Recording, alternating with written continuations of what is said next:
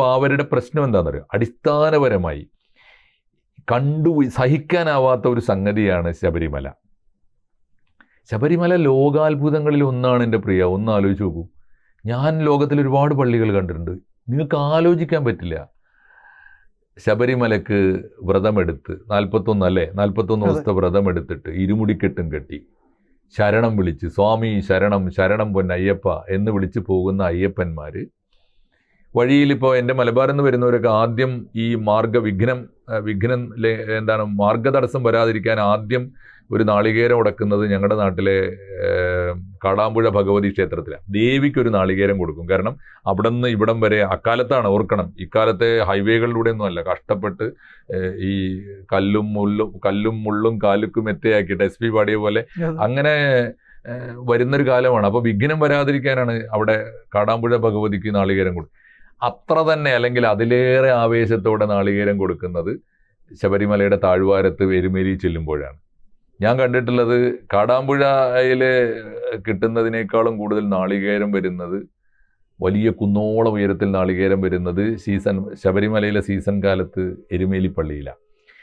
ഒരു പള്ളിയുടെ, മുസ്ലിം പള്ളിയുടെ അകത്തും പുറത്തും, ഞങ്ങൾ അകത്തെ പള്ളി പുറത്തെ പള്ളി എന്ന് പറയും, ഈ അകത്തെ പള്ളിയിലൊക്കെ ഈ ഇരുമുടിക്കെട്ടും പോയിട്ട് കറുപ്പുടുത്ത സ്വാമിമാർ ആകെ അവർ ഭയങ്കര ആദരവോടെയാണ് കയറുക. കൈയും കാലും കഴുകി വൃത്തിയായിട്ടാണ് കയറുക. കയറിയിട്ട് അവിടെയും വിളിക്കുന്നത് സ്വാമി ശരണം. കാരണം അവരുടെ മനസ്സിൽ വാവരും സ്വാമിയാണ്. അതെ, ഇത് ലോകോത്തരമായൊരു കാഴ്ചയാണ്. ഇനി കയറി ചെന്നാലോ അവിടെ വാവർ നടയുണ്ട്. ശബരിമലയ്ക്ക് പോയിട്ടുണ്ടോ? ഞാൻ സീസൺ കാലത്തല്ല പോയിട്ടുള്ളത്, പമ്പയിൽ പോകുമ്പോഴൊക്കെ വെറുതെ നടന്ന് കയറി പോകാറുണ്ട്. അത് നമ്മുടെ മനസ്സിൽ നമ്മൾ എന്ത് കാണുന്നുവോ അതാണ് ശബരിമലയിൽ കാണുക. അതല്ലേ അയ്യപ്പനും പറഞ്ഞത്, കഷ്ടപ്പെട്ട് അവിടെ എത്തുമ്പോൾ തത് ത്വം അസി എന്നല്ലേ പറഞ്ഞുള്ളത്. എന്തിനാണ് മോനെ കഷ്ടപ്പെട്ട് ഇവിടം വരെ വരുന്നത്? അത് നീ തന്നെ എന്നല്ലേ അതിൻ്റെ അർത്ഥം. ആ പാഠമാണ് പഠിപ്പിക്കുന്നത്. അവിടെ ഇപ്പോൾ വാവർക്കൊരു നടയുണ്ട്. അവിടെ ഒരു കുടുംബം, ഈ വായൂരോ മറ്റോ ആണത്രേ അവർ, അല്ലേ? വായുപുരം എന്ന് പറയുന്ന ഒരു നാട്ടുമ്പുറമാണ്. അപ്പോൾ അവിടുത്തുകാരുടെ ഒരു കുടുംബത്തിൻ്റെ അവകാശമാണ്. അവിടെ മുസ്ലിങ്ങളാണ് വന്നിരിക്കുക, അവരാണ് പ്രസാദം കൊടുക്കുക. അത് വാങ്ങിപ്പോരുന്നില്ലേ ആളുകൾ?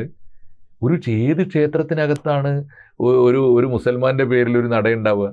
എന്നിട്ട് മുസൽമാൻ അവിടെ പ്രസാദം കൊടുക്കാനിരിക്കുക. മഹാത്ഭുതമല്ലേ?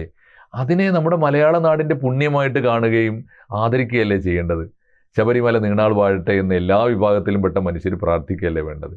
ശബരിമലയിലെ വാവർ സ്വാമി ക്ഷേത്രം ഉണ്ടാക്കി കൊടുത്തത്, എരുമേലി ക്ഷേത്രം ഉണ്ടാക്കി കൊടുത്തത് പന്തളം രാജാവാണത്രേ. കൂടുതൽ വാർത്തകളും വിശേഷങ്ങളും നിങ്ങളിലേക്ക് എത്താൻ ABC മലയാളം സബ്സ്ക്രൈബ് ചെയ്യുക, ബെൽ ബട്ടണും അമർത്തുക.